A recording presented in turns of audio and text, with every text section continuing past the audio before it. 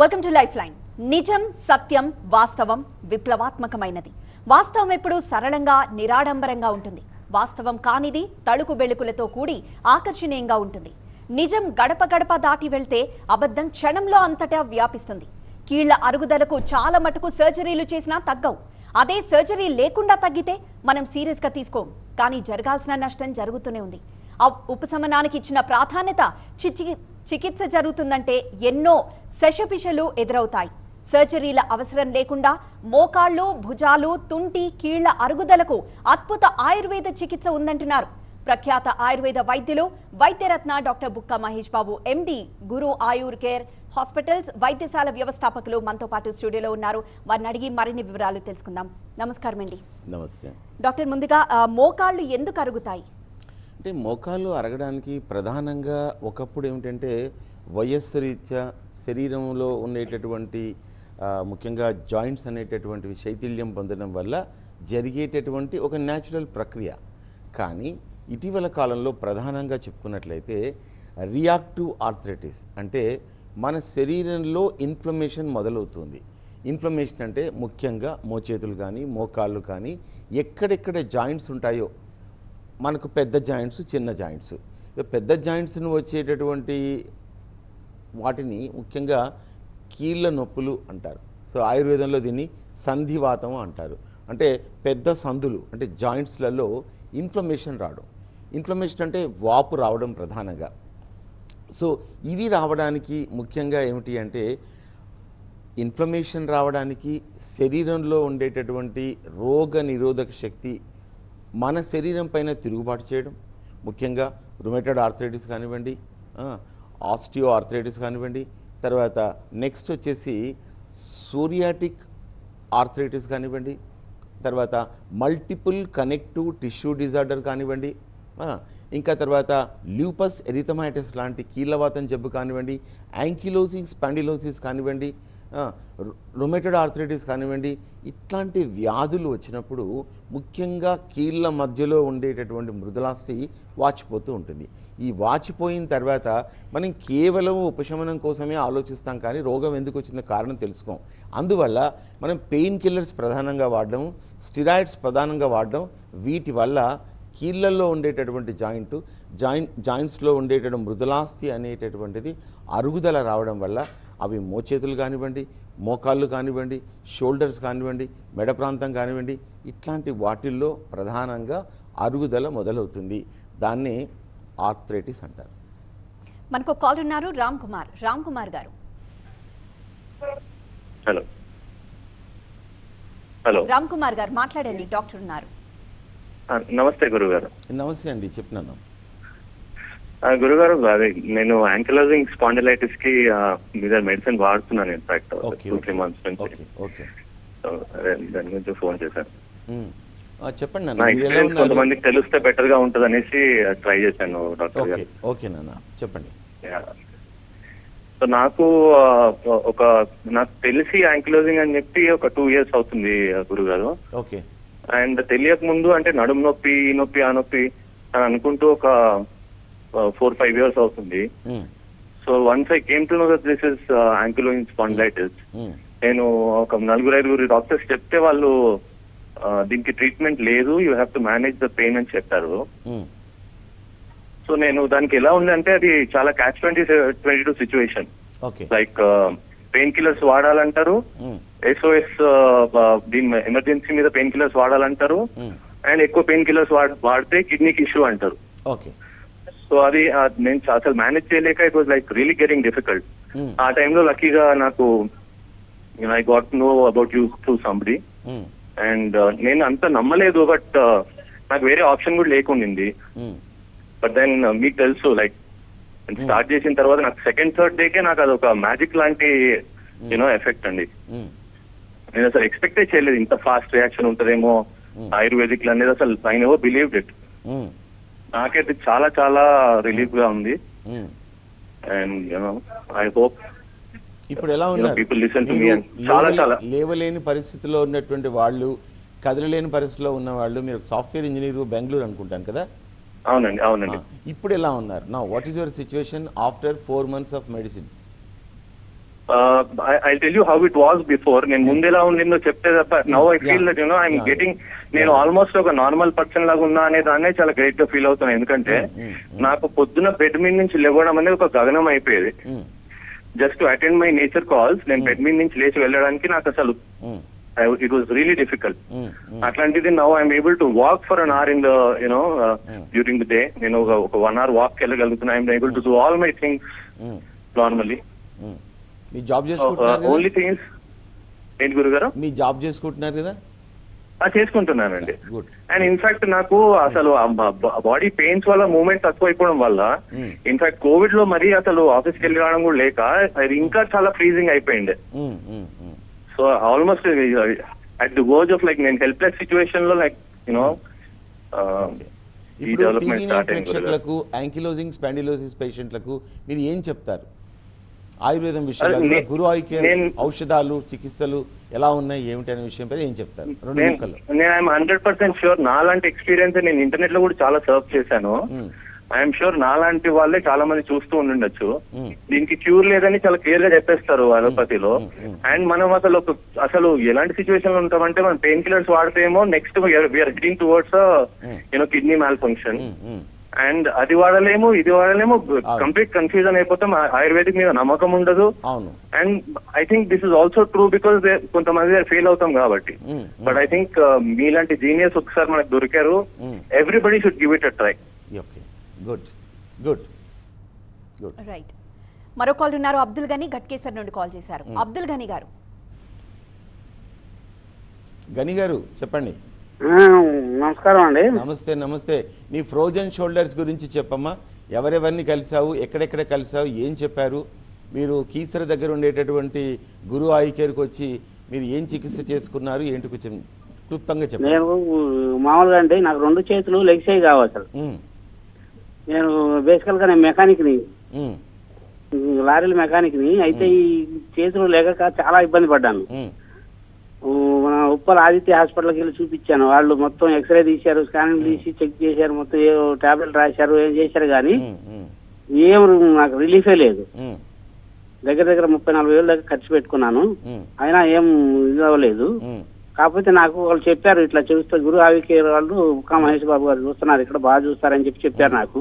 ఎక్కడ? జియాపల్లి దగ్గర క్యాంప్ పెడుతున్నారు, పలానా రోజు క్యాంప్ ఉంది వెళ్ళండి అని చెప్తే నేను వెళ్ళాను. వెళ్ళి డాక్టర్ గారికి మొత్తం నా బాధ అంతా వివరించాను. వివరించినాక వాళ్ళు నాకు మందులు రాసిచ్చారు, మందులు ఇచ్చారు ఫ్రీగా. అయితే ఆ మందులు వేసుకున్నాక నాకు 1 వారంలోనే రిలీఫ్ అయిపోయింది. 3 నెలలు పడ్డ బాధ నాకు 1 వారంలోనే పూర్తిగా రిలీఫ్ అయిపోయింది.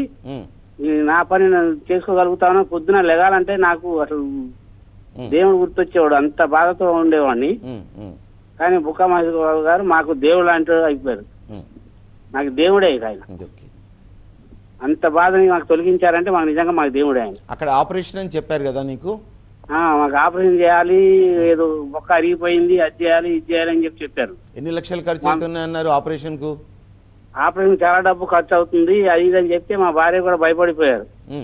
మేము నిజంగా ఏంటంటే ఉద్యోగం చేసుకునే వాళ్ళం, ఏదో నెలకి 20,000 25,000 శాలరీ తీసుకొని పైసా ఖర్చు లేకుండా తగ్గింది అంతే కదా? పైసా ఖర్చు లేకుండా తగ్గించారు డాక్టర్ గారు. మాకు నిజంగా మా దేవుడు. మీకు జియపల్లి దగ్గర ఎంత మంది వస్తున్నారు మీరు చూసినంత వరకు మీరు చెప్పండి ఒకసారి. చాలా మంది వస్తున్నారు. నేను కూడా దగ్గరకి 20-30 మందికి చెప్పాను. చాలా మంది వెళ్ళారు, రిజల్ట్ కూడా కనపడింది అందరిలో. చాలా ఇదిగా నాకు ఏమి లేకపోయినా డాక్టర్ గారిని కలిసి దండం పెట్టుకోవడానికన్నా వెళ్దామనిపించి వెళ్తామని కూడా. Okay okay, thank you. Right మా రైట్. లైన్ మరో కాల్ ఉన్నారు, బుచ్చమ్మ బీబీ నగర్ నుండి కాల్ చేశారు. బుచ్చమ్మ గారు. బుచ్చమ్మ గారు.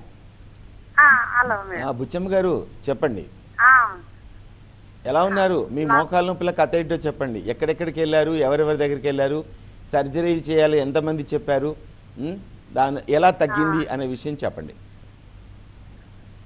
సార్ ఇక్కడ నాకు నల్ల గుద్దినండి సార్. ఫస్ట్ నల్ల గుద్ది ఇట్లా బొక్కలు జరిగినాయి అన్నమాట. జరిగింది ఈ ఎక్స్రే బర్కత్పూర్ హాస్పిటల్ పోతే అందులో ఎక్స్రే తీసిండు. తీస్తే మొత్తం అది జరిగింది కాక ఇంకా బోన్స్ కూడా అరిగినాయి అని చెప్పిండ్రు. ఉమ్, ఇక ఒక 3 నెలలు మందులు వాడినన్ని రోజులు జర పర్వాలేదు అనుకో. ఉమ్, ఇక మళ్ళీ ఎప్పటిలాగానే ఉన్నది. ఉమ్. ఇక అట్లనే మళ్ళీ ఈసారి ఇక్కడ వచ్చి ఇవన్నీ అండాలు రేసిండు అనమాట మా ఇంటి లేదు, ముందు మీరు కూడా. ఇంగ్లీష్ డాక్టర్ దగ్గరికి వెళ్ళినప్పుడు ఏం జరిగింది? ఎంతమంది నీకు ఆపరేషన్ చేయాలని చెప్పారు? ఆపరేషన్ చెయ్యాలని చెప్పారు సార్. ఆపరేషన్ కావాలి, ఉమ్, నువ్వు మళ్ళా మెట్లు ఎక్కొద్దు, కింద కూర్చోవద్దు, నిలబడి పని చేయొద్దు, ఉమ్, ఇవన్నీ అన్నారు. అంటే ఇప్పుడే పనికిరాని దానిలాగా అయిపోతే ఎట్లా ఉమ్, అని అనుకున్నా కానీ ఇక నేను ఎక్కువ ఒక 3 నెలలే వాడిన మందులు. ఉమ్. మళ్ళా నీమ్స్ ఎక్కడ వాడారు? ఎక్కడ వాడారు 3 నెలలు? Barkatpura. Okay okay okay, Barkatpura, right. Barkatpura. Um, ఇక మామూలుగా రబీ డాక్టర్ల దగ్గర కూడా వాడిన. ఓకే. వాడినా కానీ ఇక వాడినన్ని రోజులే అది కానీ అంత మళ్ళీ అవి ఎక్కువ వాడితే కూడా బాగుంటది కదండి. అవునవును. అందు గురించి ఈసారి ఇక్కడ అన్ని బ్యాండాలు వేస్తే మా కోడలు చూసి ఉమ్, అత్తమ్మ ఇగో ఇక్కడనే వస్తున్నాడంట డాక్టరు మన కంచెలకి. ఉమ్. ఆ, ఎక్కడ? జియపల్లిలో? జేపల్లికి వస్తున్నాడు సార్. ఆయన ఓకే. చూసి అంటున్నారు ఇక్కడ చాలా ఉన్నాడు. ఇక అక్కడనే వస్తున్నాడు పోవాలని చెప్తే సరే అని పోయినాం. పోతే ఏం కదమ్మా నువ్వు 6 నెలలు వాడు నీకు తగ్గుతుంది, ఏ ఆపరేషన్ అవన్నీ చూపెట్టింది అనమాట. ఆ ఎక్స్రే అవన్నీ చూసిండు, ఏం కదమ్మా తక్కువ అవుతుంది అని చెప్పిండు. సరే అని పోయినా 6 నెలలు కాదు ఇక సంవత్సరం మంచిగా అయినా నేను కింద కూర్చుంటున్నా, నా పని నేను చేసుకుంటున్నా మంచిగా. మెట్లు ఎక్కుతున్నారా? మెట్లు ఎక్కుతున్నా, నిలబడి పని చేస్తున్నా, కింద కూర్చుంటున్నా. మరి ఇప్పుడు ఇంగ్లీష్ డాక్టర్ ఏమందాము? ఆయన చెప్పిన మాట తప్ప ఒప్ప? ఆయన చెప్పింది కరెక్ట్ సార్. ఆయన చెప్పింది తప్ప ఒప్ప? 2 మాటలు చెప్పండి. మెట్లు ఎక్కొద్దు, మెట్లు దిగొద్దు అని చెప్పాడు కదా మరి. మెట్ల వాళ్ళు చెప్పింది తప్పు. కింద కూర్చోని కూర్చుండబెట్టిండు కింద. ఇప్పుడు కింద మీరు కూర్చుంటున్నారు కదా. నువ్వు వచ్చినప్పుడు ఎట్లున్నావు, ఇప్పుడు ఎట్లున్నావు అని కూర్చోబెట్టిండు కింద. మీ ట్రీట్మెంట్ అంతా ఉచితంగా జరిగిందా? డబ్బులు ఎంత ఖర్చు అయింది? ఇంగ్లీష్ డాక్టర్ ఎంత అడిగారు, నేను ఎంత తీసుకున్నాను? డబ్బులు లేదండి సార్, ఫ్రీగా చేస్తున్నాడా సారు. ఫ్రీగా చేస్తున్నాడు. కంచెలో ఎంతమంది వస్తున్నారు? జనాలు వస్తున్నారు. అక్కడ ఎంతమంది వస్తున్నారు? మస్తు మంది వస్తున్నారు అక్కడ. వచ్చిన వాళ్ళకి ఎలా తగ్గుతున్నాయి? వచ్చిన వాళ్ళకి ఎలా తగ్గుతున్నాయి? వాళ్ళకు కూడా తగ్గుతున్నాయి సార్. వాళ్ళకు ఇక ఎట్లున్నాయో ప్రాబ్లం కానీ నాదే పెద్ద ప్రాబ్లం. Okay okay. నాకైతే ఇప్పుడు మీరు కింద కూర్చుంటున్నారు, మెట్లు ఎక్కుతున్నారు, అన్ని చేస్తున్నారు కదా? వంట చేస్తున్నా, కింద కూర్చుంటున్నా, మెట్లు ఎక్కుతున్నా. ఒకవేళ సర్జరీ చేయించుకొని ఉంటే ఈ పనులు చేసేవాళ్ళ? అవును సార్, ఇంకా వాళ్ళు కదిలియొద్దంట, వాళ్ళే వచ్చి కదిలియాలని అన్నారు. ఇక అందు గురించే కదా మేము చేయించుకో. Okay okay. ఇప్పుడు మహేష్ బాబు గారి దగ్గర మందులు వాడిన తర్వాత మీరు అబ్సల్యూట్లీ నార్మల్ అయిపోయారు, అంతేనా? నార్మల్ అయింది. నేను ఎప్పుడు మరవను సార్ని. Okay okay, thank you Buchamma. Right.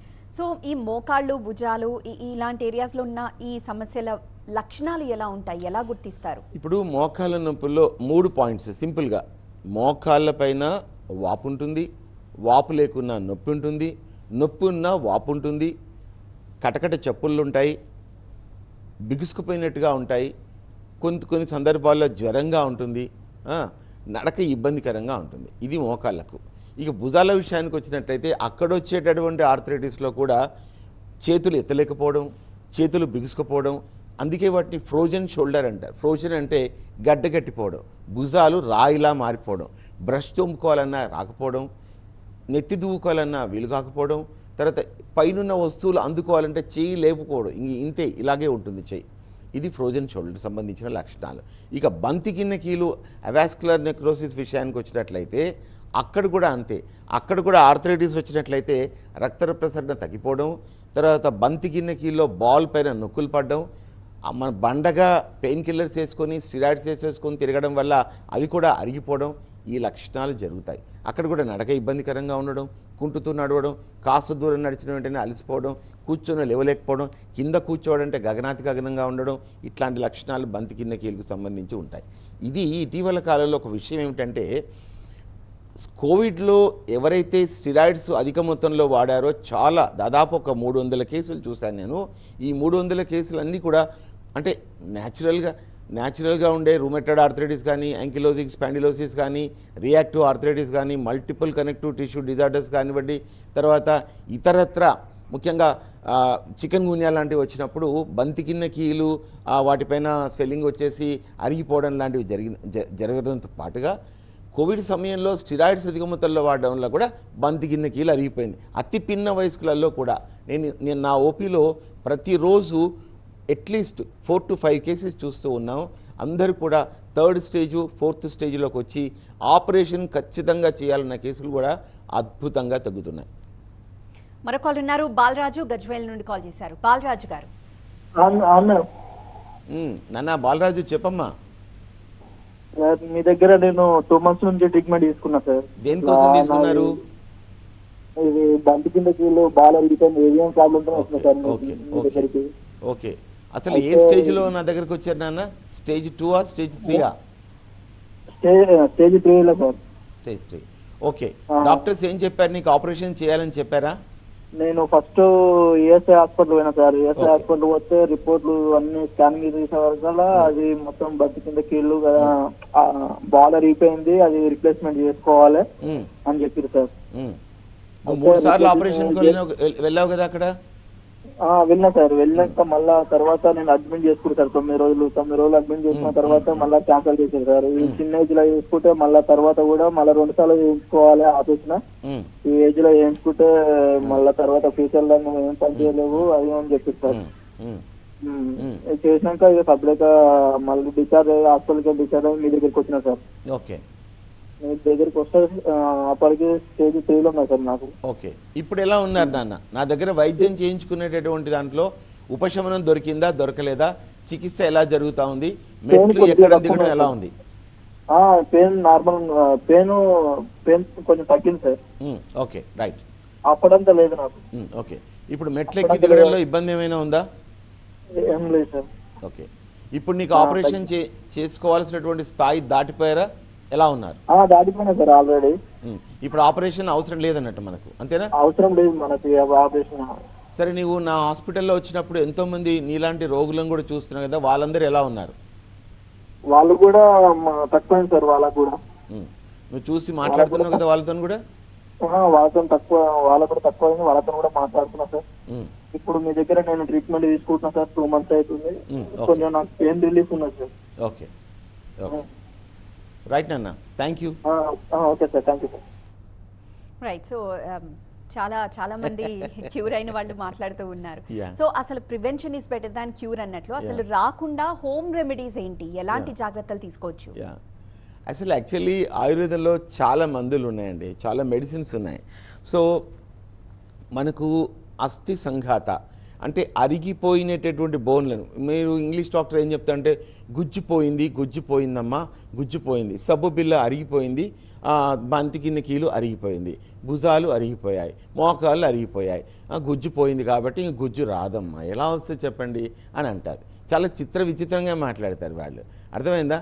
ఇప్పుడు ఏమిటి అంటే గుజ్జు రావడానికి అది బంతికిన్న కీలు కానివ్వండి, మోకాలు కీలు కానివ్వండి, పాదంలో కీలు కానివ్వండి, తర్వాత ఇంకా మళ్ళీ భుజాలకు సంబంధించిన కీలు అరగడం కానివ్వండి, ఏదైనప్పటికీ కూడా అరగడానికి మన ఇంట్లో ఒక మొక్కను పెంచుకొని జాగ్రత్తగా వాటితో పచ్చడి చేసుకొని తిన్నా, అప్పడాలు పెట్టుకున్నా కానీ, కూరలు వండుకొని తిన్నా కానీ శుభ్రంగా బిగినింగ్ స్టేజ్లో ప్రివెన్షన్ చేసుకోవడానికి, అంటే ఈ మోకాళ్ళ నొప్పులు కానివ్వండి, కీళ్ళ నొప్పులు కానివ్వండి, యాంకిలోజింగ్ స్పాండిలోసిస్ కానివ్వండి, రొమెటాయిడ్ ఆర్థరైటిస్ కానివ్వండి, ఏటి వల్ల కానివ్వండి, రియాక్టివ్ ఆర్థరైటిస్ వల్ల కానివ్వండి, ఇన్ఫ్లమేషన్ ఎక్కడైతే వస్తుందో వాటిని తగ్గించడానికి ఒక అద్భుతమైనటువంటి మొక్క చెప్తాను. దయచేసి పేపరు పెన్ను పెట్టుకొని రాసుకోండి. నల్లేరు, నెట్లో కొడితే దాని సమాచారం బోల్డంత వస్తుంది. నల్లేరు, ఈ నల్లేరు అనేటటువంటిది ముఖ్యంగా తాటి చెట్ల దగ్గర, కంచెల దగ్గర, మన యొక్క దేశం మొత్తం మీద ఈ నల్లేరు అనేటటువంటిది తుప్పల్లో కూడా పెరుగుతూ ఉంటుంది. ఈ నల్లేరు కాడలను తెచ్చుకొని జాగ్రత్తగా చింతపులుపు అంటే పచ్చి పులుసు లాంటివి చేసేసి దాన్ని పెనంపీన పోస్తూ దీన్ని వేయించాలి. ఈ కాడలను వేయించేసేసి చక్కగా కరివేపాకు వేసి పచ్చడి చేసుకోవచ్చు, తర్వాత వేరుశెనకాయలు వేసి పచ్చడి చేసుకోవచ్చు, కొబ్బరి వేసి పచ్చడి చేసుకోవచ్చు, వెల్లుల్లిపాయలు వేసి పచ్చడి చేసుకోవచ్చు. ఈ పచ్చడి కనుక చేసుకొని ఇలా తిన్నట్లయితే శుభ్రంగా కీళ్ళల్లో వచ్చేటటువంటి అరుగుదలను మనం ప్రివెంట్ చేసుకోవచ్చు. ఇదే కాకుండా వీటిని ఇలాగే వేయించుకొని కూరల్లో కూడా చేసుకొని మనం అంటే కూరల్లో కూడా వేసుకొని తిన్నట్లయితే ఖచ్చితంగా ఆర్థరైటిస్ను ఎస్ ప్రివెంట్ చేసుకోవడానికి వీలుంది. కాబట్టి వీటిని ఇంట్లో కూడా పెంచుకోవచ్చు. కాకపోతే డైరెక్ట్గా చేతికి తగిలినంటే దురద వస్తుంది. అందుకనే చింతపండు దీనికి యాంటీడోట్గా పనిచేస్తుంది. Right, thank you so much doctor. చాలా విషయాలు మాతో పంచుకున్నారు అండ్ మీరు ఇచ్చిన ఒక మంచి సజెషన్ కూడా ఖచ్చితంగా పాటిస్తారని అనుకుంటున్నాను. థ్యాంక్ యూ సో మచ్ అండి. ఇది ఈరోజు లైఫ్ లైన్. చూస్తూనే ఉండండి TV9.